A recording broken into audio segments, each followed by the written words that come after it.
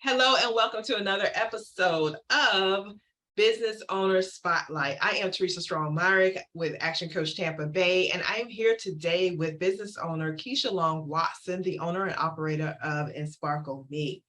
Keisha, how are you today? I am doing amazing, and I'm so excited for the opportunity to be here today. Wonderful. I'm so happy to have you here.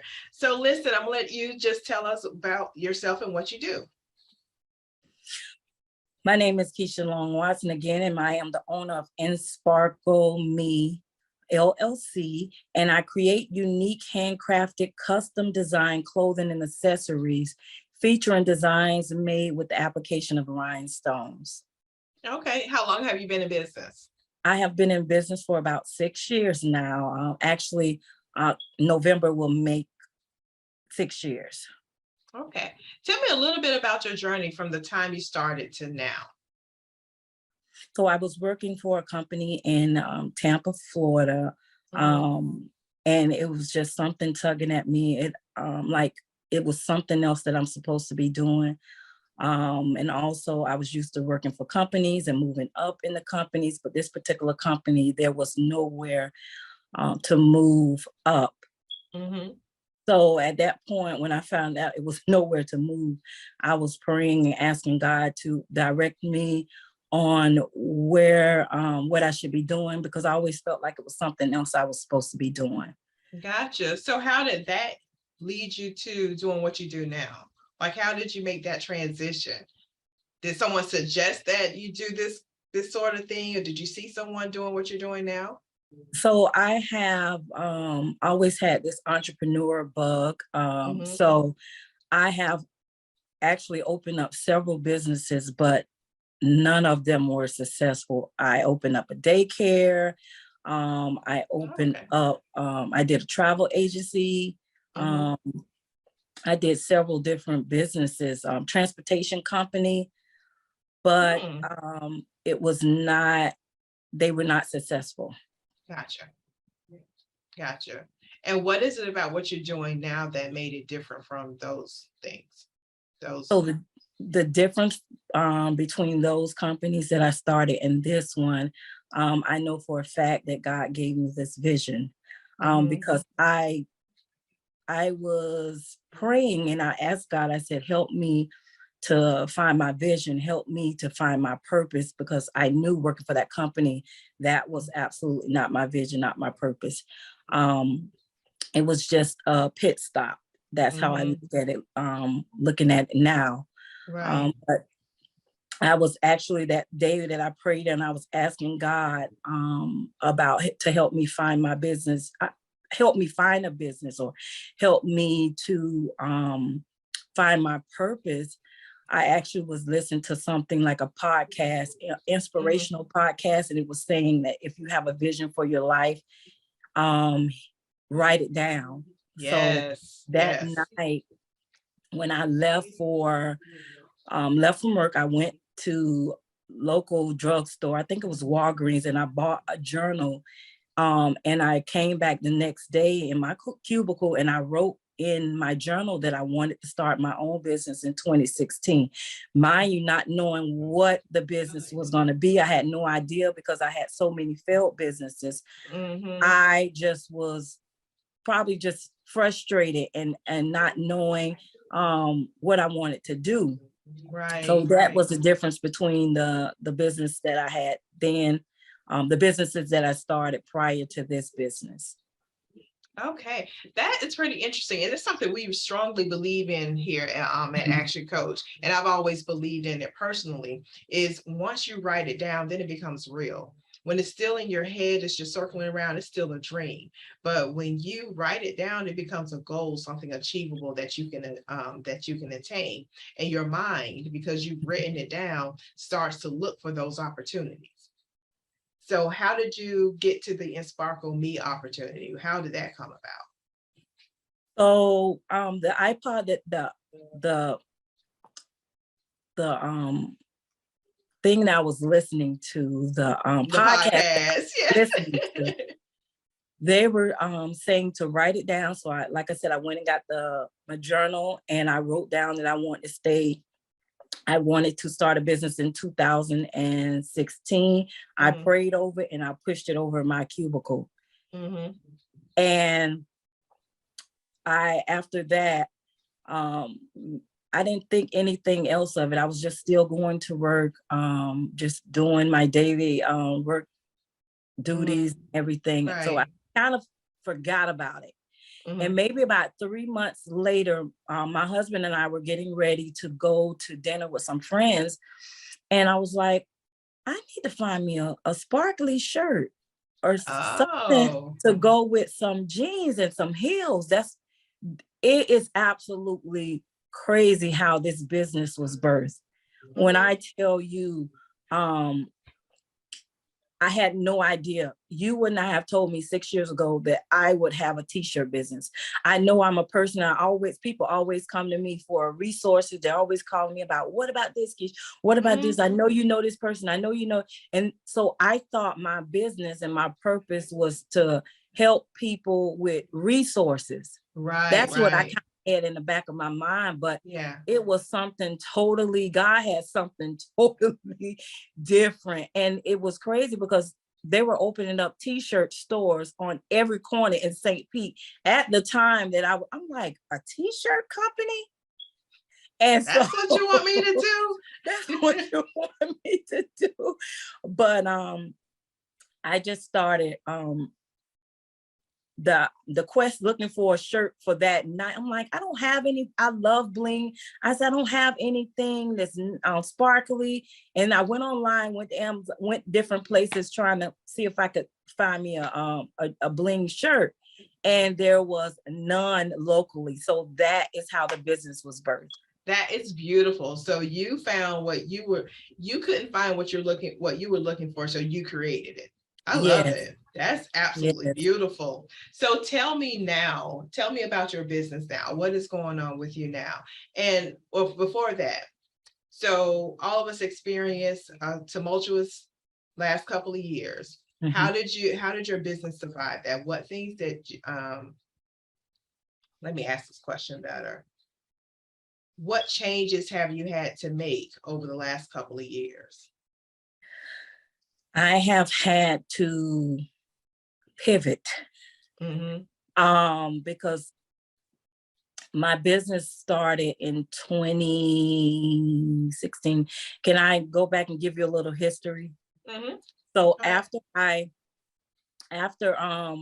figured out I wanted to do this t-shirt business, the bling t-shirt business, I started researching the product. The materials I would need. I started researching how to start a business, and all of that, and all the equipment that I needed, all the software that I needed. So I did this, and I told no one about it. Because one thing that was different in my other businesses, when I came up with the business idea, I would tell people. And this idea that God gave me, I told no one except my husband and my mom. I told no one.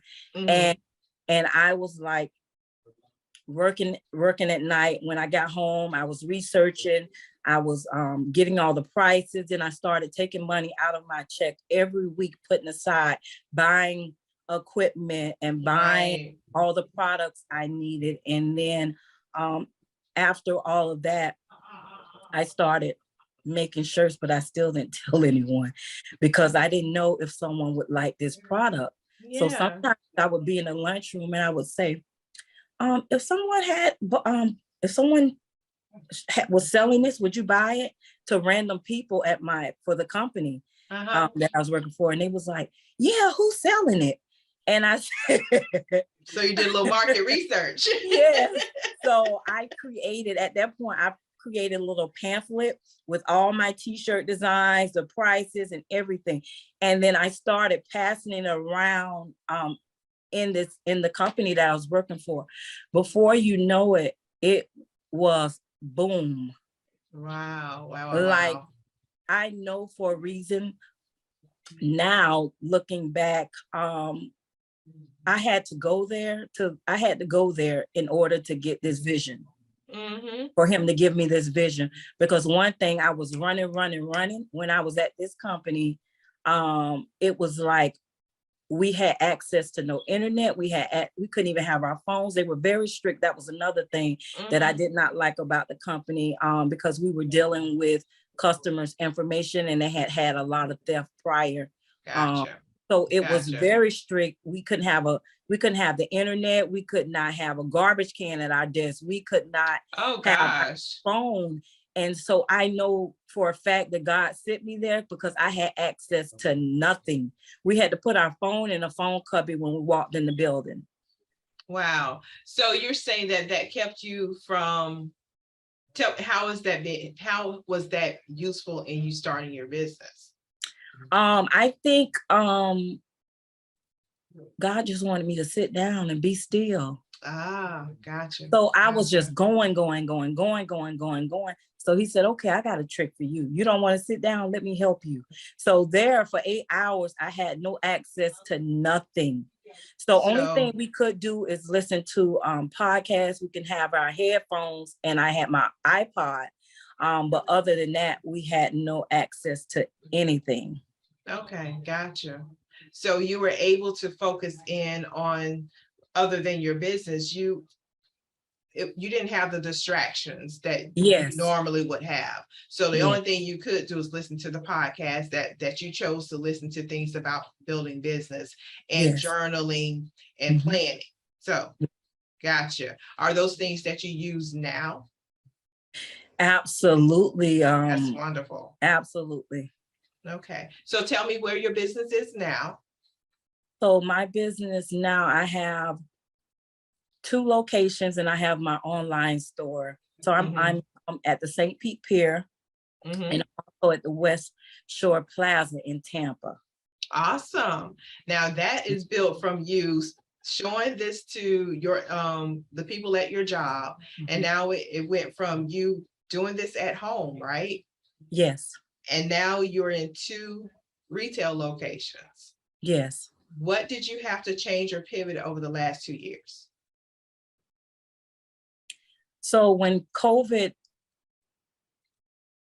so after my business started doing well at the company I was working for, God basically told me 6 months later, like, okay, I need you to leave. And I'm like, God, huh? Leave? These are my customers. I mean, they were buying so much from me till it was crazy. And then I sold more shirts in Tampa than I did in St. Pete because of that company. So when he said it's time for you to leave, I'm like, oh my gosh, these are my customers. How am I going to leave? How am I going to get more customers?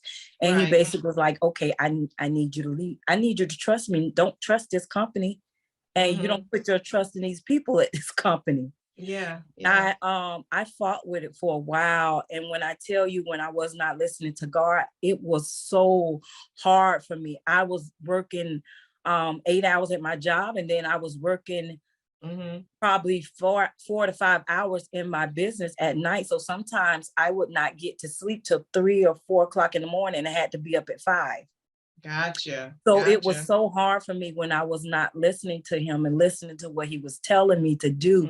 And it's crazy. A young lady contacted me on Facebook. I didn't know her from a can of paint. She contacted me. She was like, can you meet with me? I would like you to do some shirts for, she has a youth group, and they go over all over the world and sing.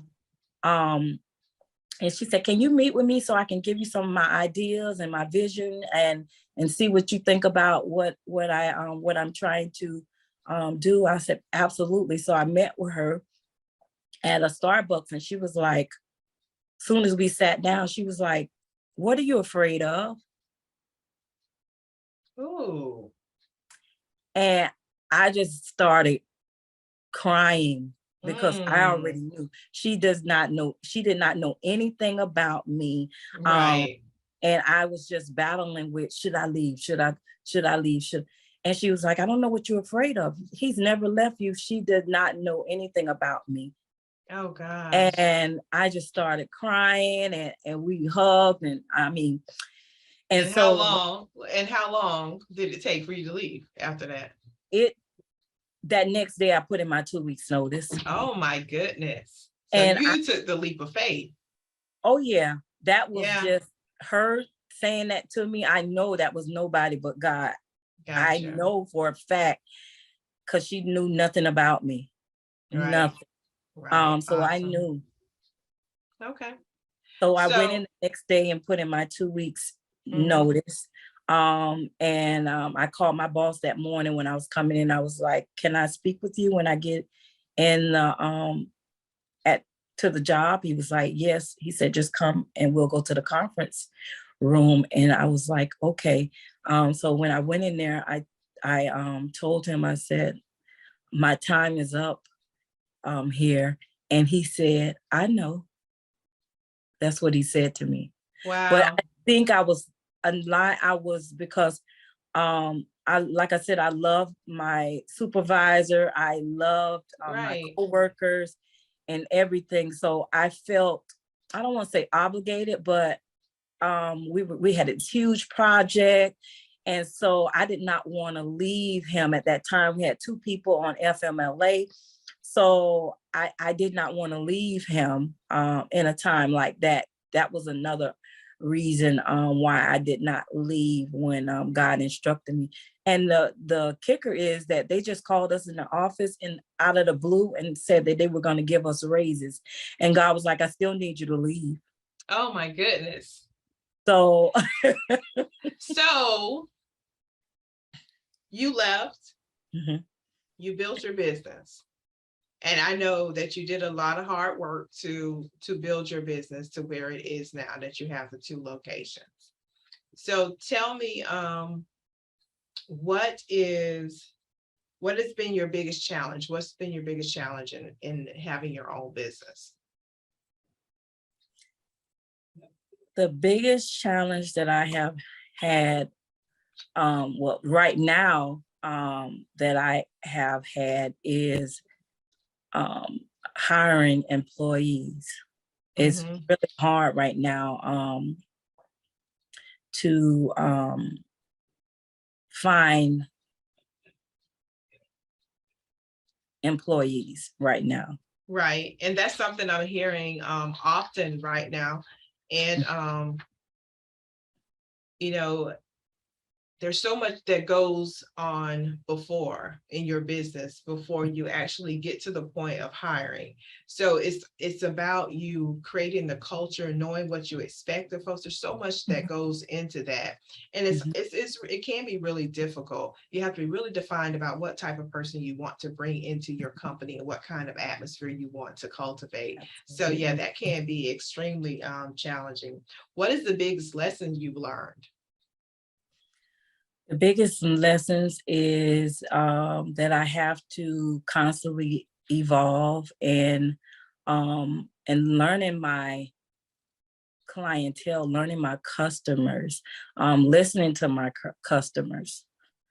Mhm. Those are the biggest lessons that I have learned, and I've learned also how to pivot because when I finally decided to leave my job, I started doing vending events. So I started Mhm. doing fashion shows, festivals, Gotcha. women's conferences. So I was doing that consistently for a couple of years. And then all of a sudden, COVID hit and everything was stopped. Right. All of a sudden, everything was shut down. There was no festivals. I think I had did the Strawberry Festival in Tampa, Florida that month, Mm. and that was the last event that I did. So I had to pivot and find other ways of making income because that was my main source of income was going to those events. Mhm. And I had not put a lot of work into website and all of that. So it forced me to actually work on my website during the COVID. It forced me to get someone to hire someone to actually create a website.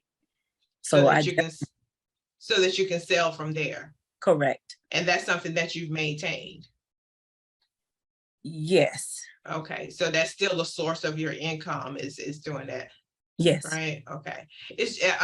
I asked the question because some of the things we were forced to implement during COVID were things that we probably should have done or could have done anyway that was going to bring us income, but it just kind of forced our hand. And now Mhm. it's one of the best things that we could have ever done, Yeah. right? Because that is one less thing you have to do now, and it's a good source for bringing in different Yes. customers. Okay, awesome. Jen, we're coming to the close of this. So before we end, I just wanted to know, is there anything that you have coming up that you want to share with our community? Any specials you're having, anything that might be, if not, that's fine Yes, too. there Mhm, is 15% off to customers. mhm, 50% off will be starting next month, mhm. October. And you're saying 15 or 50? 15% off. 15% off Yes. for the month of October. Yes, for the month of October. Okay, awesome. And what is your website? You can say it. I'm also going to type it in the description, but go ahead and give them your contact information. It's InSparkleMe.com. Okay, awesome. So it's InSparkle, INSPARKLE me.com. Yes, Correct? and I'm InSparkleMe on all social media platforms, Facebook, Instagram, and TikTok. Okay, wonderful. Well, the last thing is, what keeps you inspired today? My customers keep me inspired. Every time I deliver them a product and they love it, it inspires me to keep going. And also my family inspires me because I want to leave an inheritance to them. So absolutely, we have 4 children and we have 4 grandchildren. So I want to leave a legacy. I want to leave an inheritance to them. So that Yeah. is what keeps me going. Awesome. Thank you so much again, Keisha, for spending this time with us. And for you who are watching, all of her information will be in the description. Please reach out to her for all your bling wear. So if you have someone in your life who loves bling t-shirts, hats, purses, dresses, all of that, she's your girl. So y'all have a great day. Thank you for joining us, and we'll see you next time.